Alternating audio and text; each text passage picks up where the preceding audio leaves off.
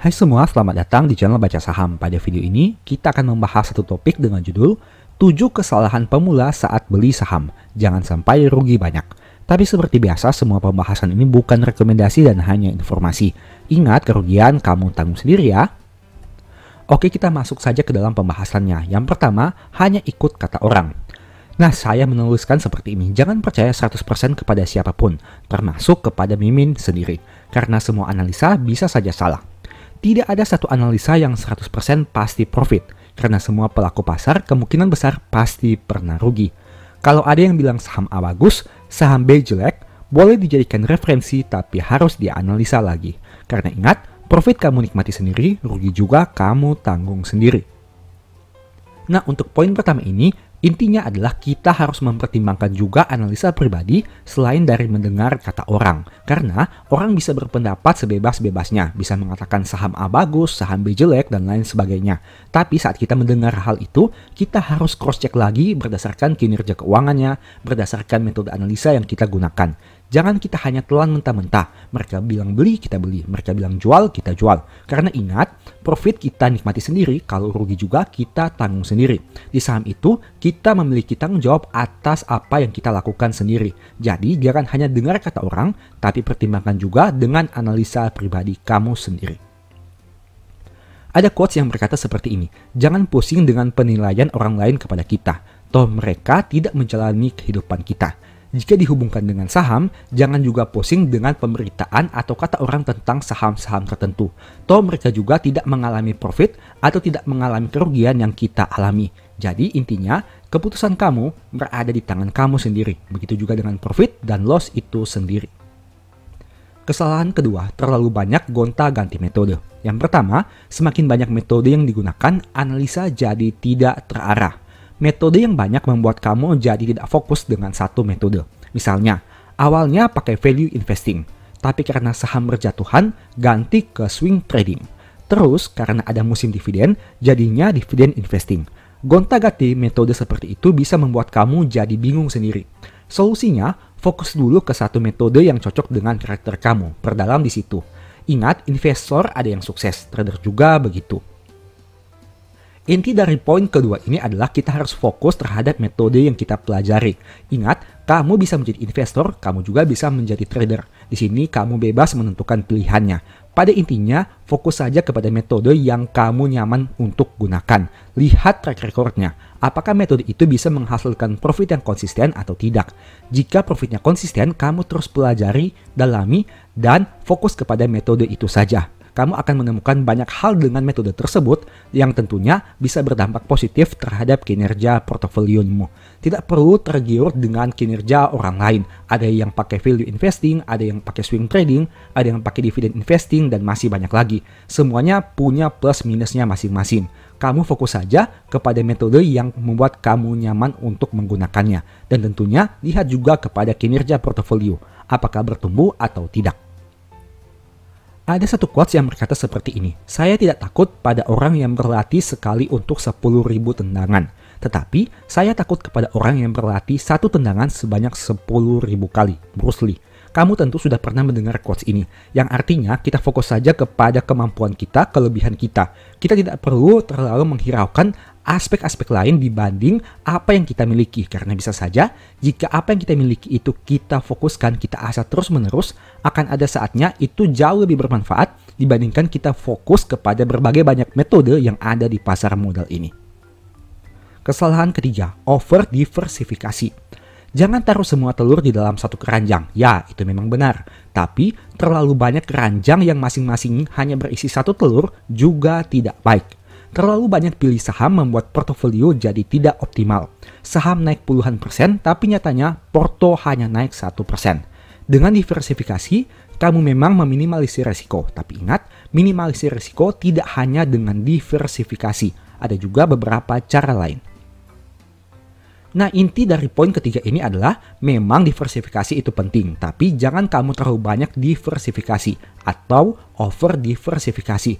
Semakin banyak diversifikasi yang kamu membuat, akan membuat peningkatan portofolio menjadi tidak optimal. Tentu saja saham yang meningkat 100% dari 3 saham akan jauh berdampak dibandingkan 10 saham yang naik 100% satu sahamnya.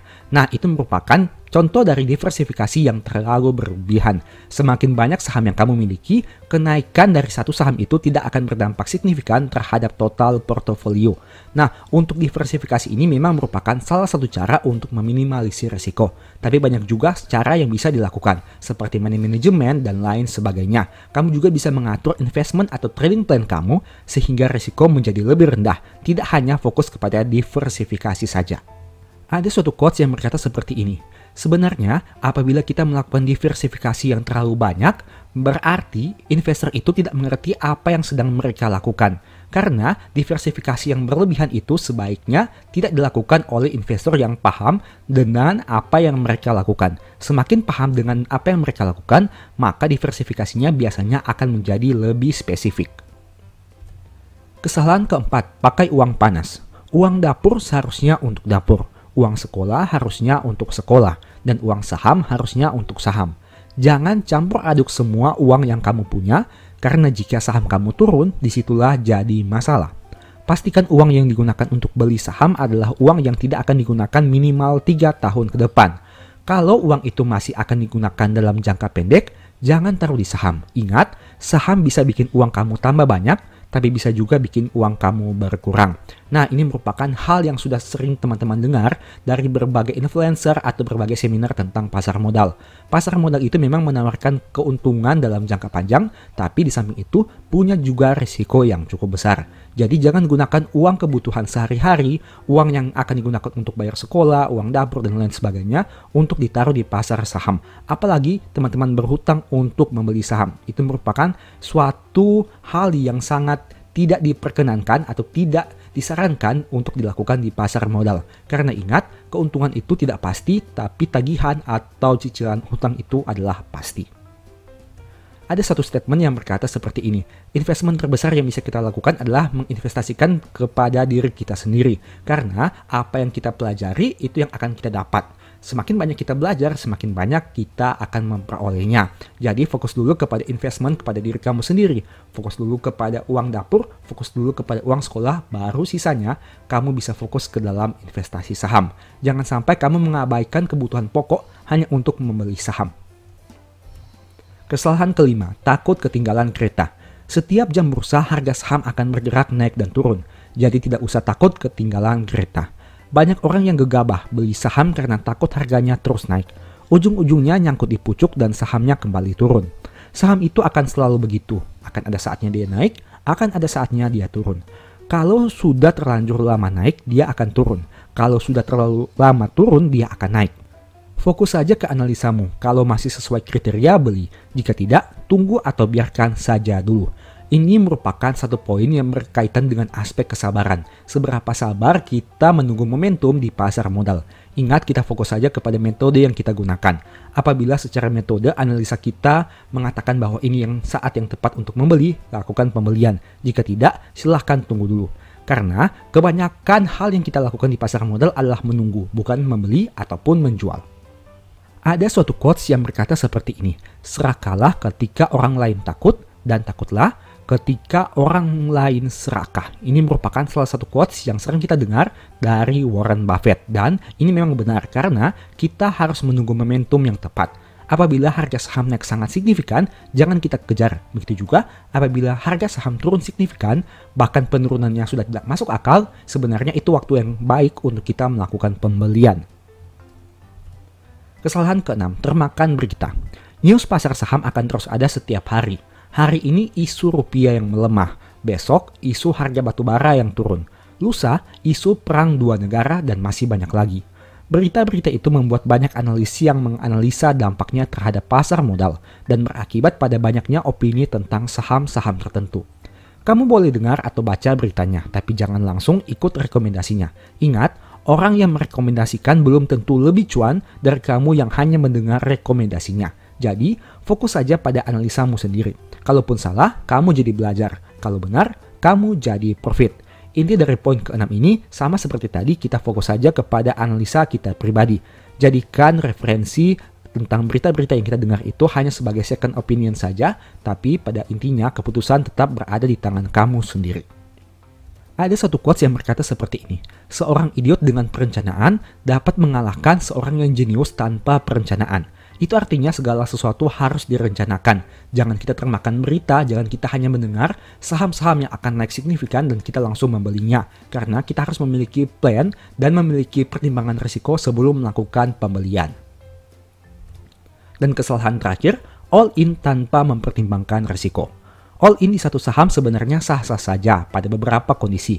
Tapi sayangnya banyak pemula yang melakukan hal ini pada semua kondisi. Biasanya karena ingin cepat profit dan supaya portofolionya naik berkali lipat. Alhasil, bukannya profit tapi malah nyangkut atau rugi yang sangat banyak. Kalau mau all in beli satu saham, pastikan kamu sudah pertimbangkan dulu resikonya. Selalu ingat resiko terburuk yang bisa saja terjadi dan apa yang akan kamu lakukan nanti. Di pasar saham semua kemungkinan bisa saja terjadi. Jadi, kita yang harus bisa mengantisipasi. Nah, inti dari poin ini adalah all in sebenarnya tidak diharamkan apabila ada suatu kondisi yang bisa menawarkan kesempatan kamu untuk melakukan all in itu tidak dipermasalahkan. Tapi intinya adalah kamu pertimbangkan dulu resiko yang siap kamu hadapi. Apabila hal buruk terjadi, apakah kamu sudah siap dengan hal tersebut? Ada suatu quotes yang berkata seperti ini. Stock market atau pasar saham merupakan suatu device yang memindahkan uang dari orang yang tidak sabar kepada orang yang sabar. Nah, itu berkaitan juga dengan all in, di mana saat kita all in berarti kita sedang serakah terhadap suatu momentum. Jangan sampai kita menjadi orang yang tidak sabaran, sehingga hanya memindahkan uang kita kepada orang yang lebih sabar. Itu merupakan salah satu quotes dari Warren Buffett juga. Nah, sebagai informasi, kalau kamu mau cari referensi tentang berbagai hal teknis di pasar saham, mungkin beberapa e-book baca saham bisa membantu, seperti Stock Market yang fokus kepada panduan analisa fundamental dan manajemen, strategi nabung saham yang fokus kepada metode nabung saham dan dividen investing, cara cepat analisa laporan keuangan yang tentunya fokus kepada laporan keuangan, dan Stock for Living yang mana fokus kepada hidup dari saham seperti apa dan hal-hal apa yang harus dipersiapkan. Tapi seperti biasa, ini hanya merupakan referensi saja. Kamu juga harus menganalisa sendiri sebelum mengambil keputusan. Apabila tertarik melakukan pembelian e-book baca saham, silahkan chat saja pada nomor WA di akhir video ini. Demikianlah pembahasan pada video ini. Selalu ingat bahwa semua saham yang disebutkan bukan rekomendasi dan hanya edukasi. Mohon dapat mengecek data kembali yang ditampilkan karena bisa saja terjadi kesalahan. Kira-kira di video berikutnya kamu ingin dibahas materi apa lagi? Tulis di kolom komentar ya. Sebagai informasi, channel YouTube Baca Saham sekarang ada dua. Yang pertama Baca Saham dan Baca Saham dari Nol. Berikut ini beberapa list e-book baca saham. Pertama Stock for Living, kedua Strategi Nabung Saham, ketiga The Stock Market, dan yang keempat Cara Cepat Analisa Laporan Keuangan. Apabila tertarik, chat saja pada nomor WA yang ada. Sekian video ini, semoga bermanfaat. Thank you.